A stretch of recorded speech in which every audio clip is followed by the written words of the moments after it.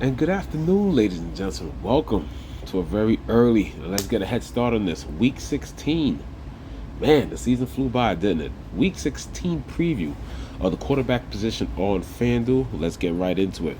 First off, hope everybody had a great weekend. Also a profitable Week 15. Congratulations to the winners. Also, not only was there big tournaments online on FanDuel, but I think last week was the FanDuel live final and the DraftKings live final. I forgot where FanDuel had theirs, but DraftKings had theirs in Nashville, if I'm not mistaken.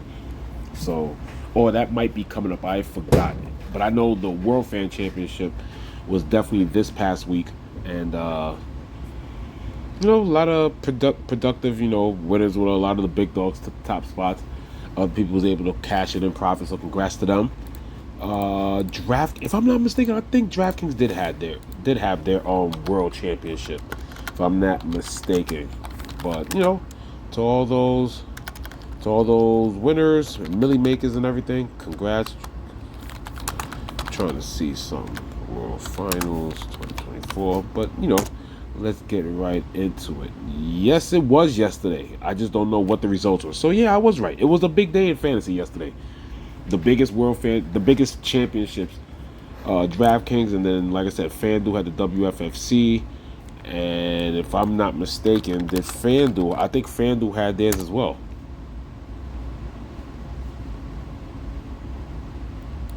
If I'm not mistaken, I think FanDuel had theirs. That's I'm sorry for the clicking in the background, but that's basketball. I'm looking for FanDuel Football World Finals.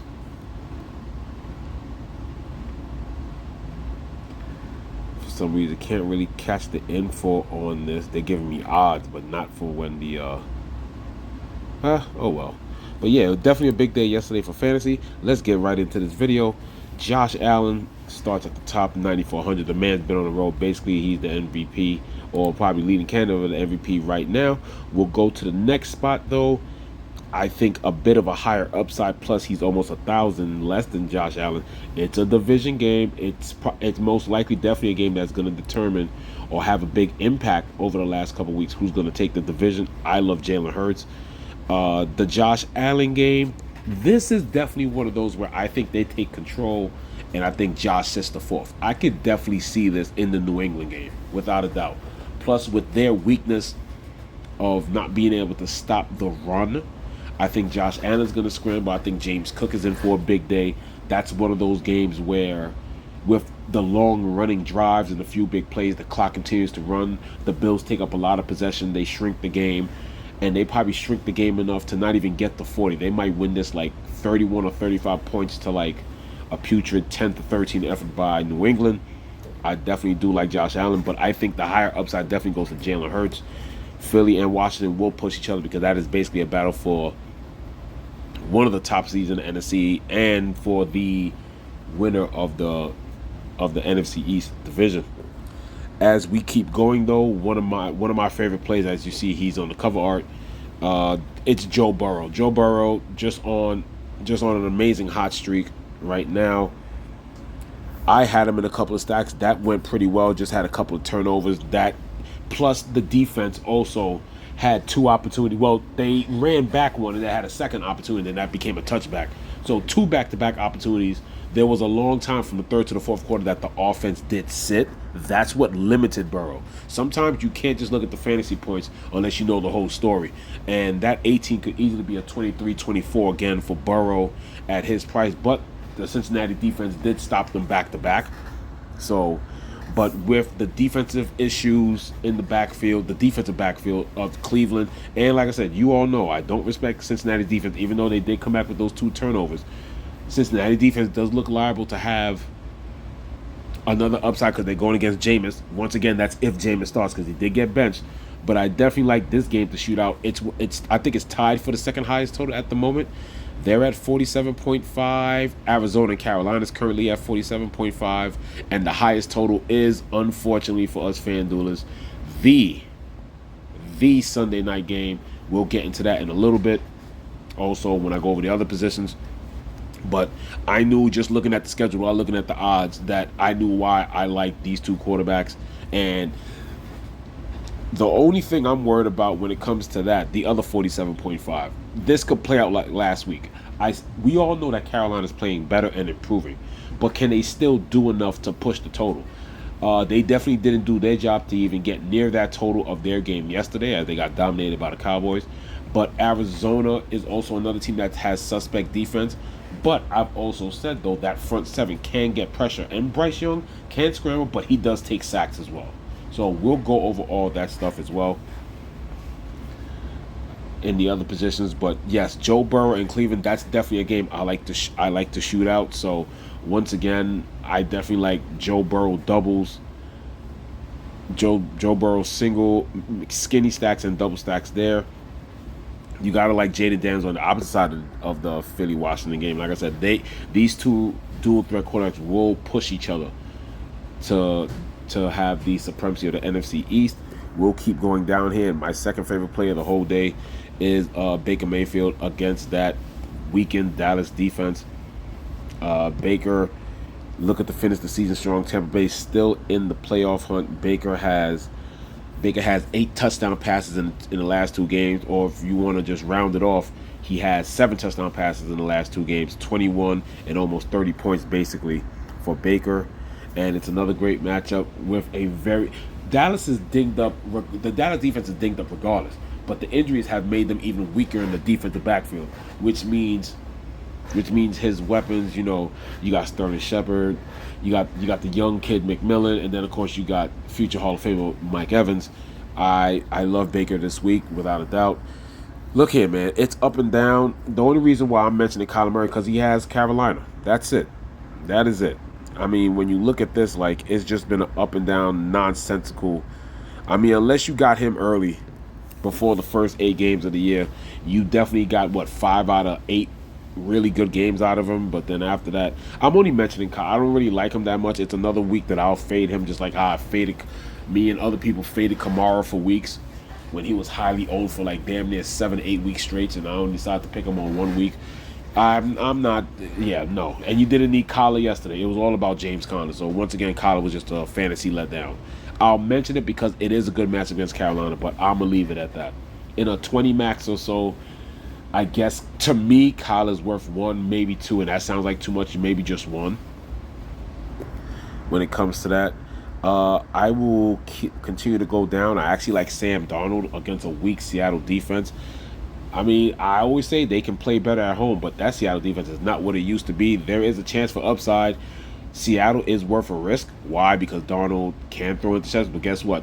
If this was at Seattle 2, 3, 4 weeks ago when he was in that little bit of a slump and there were rumors about him losing his job, well, guess what? Sam Darnold has not done that. As you can see here, he's been pretty clean with the turnovers. Ever since that little mishap in early November, back-to-back weeks, where he basically had 5 interceptions, he hasn't thrown an interception in 4 weeks. So Sam Darnold should have a great day against Seattle, and they should basically shred that entire defense. There's no weakness in general. They have a couple of good players, but Sam Darnold should have another high ceiling fantasy day. As we keep going, they might not have anything to play for. I think they're basically on the brink of elimination, but just to save their season, I think you gotta like two. And this is my philosophy from a couple weeks ago. We're gonna attack teams that seem to be collapsing, or a particular part of the team that seems to be collapsing, and that's the defense with all the injuries and everything going on. So I actually like Tua in that game. What's weird is I'm really not gonna mention Brock Purdy. San Francisco's kind of in a mess right now, so I actually like that one game on the side there. And me saying that, yes, I kind of like Miami's defense this week as well. They're priced very nicely. We'll preview that in another video coming soon. And then after that, it's 7,300 Aaron Rodgers. I knew I was correct about picking Rodgers for like 2 straight weeks.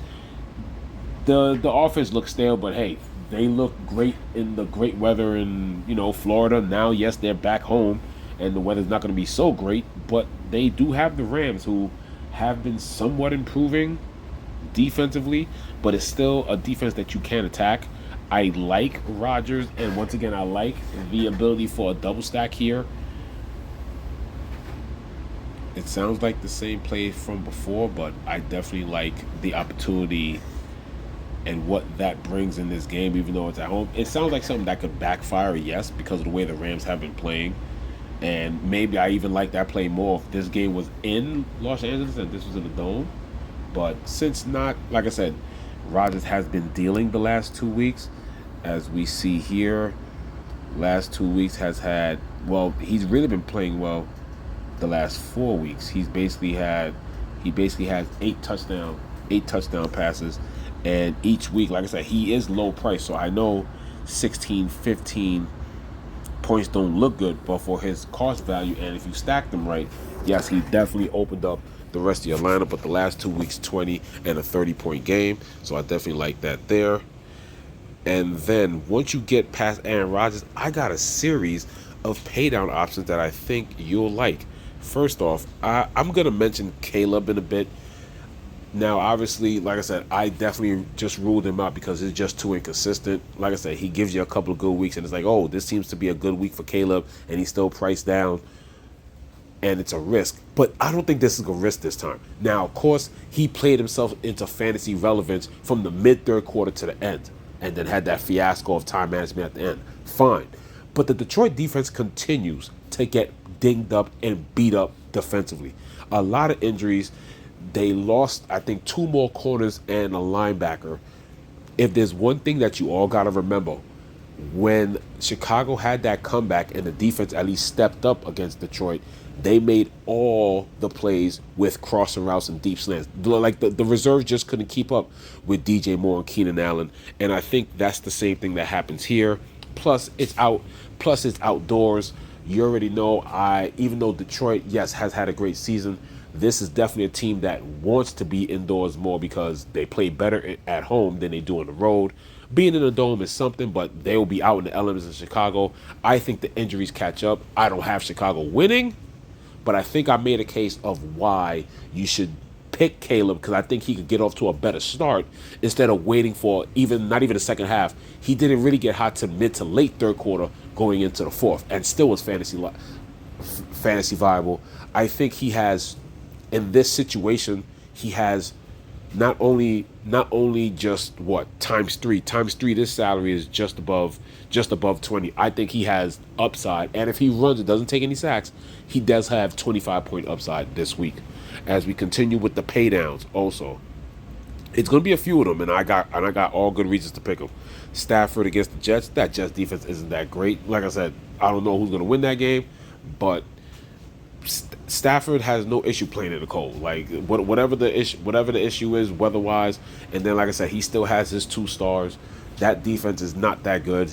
They're finishing out the season playing with pride. So I like the Rams. I think the Rams are actually still fighting for a playoff spot, so they're all good to go. Stafford at 71 has 20-point upside. Kirk Cousins has a great matchup. Yes, I think when you think about this, yes, Giants, I understand it didn't work with Derrick Henry because Lamar Jackson went off. But you got Bijan back there. But Kirk Cousins at 7,100 is also viable for 18-plus point upside. Obviously, if you get 17, 18, 19, you don't get the 20. It feels good if you stack the right guys right. Obviously, Mooney and Drake London. I told you I love Jameis Winston as long as he continues to start. Like I said, that Cincinnati defense is nothing to be feared. I have said that time and time again.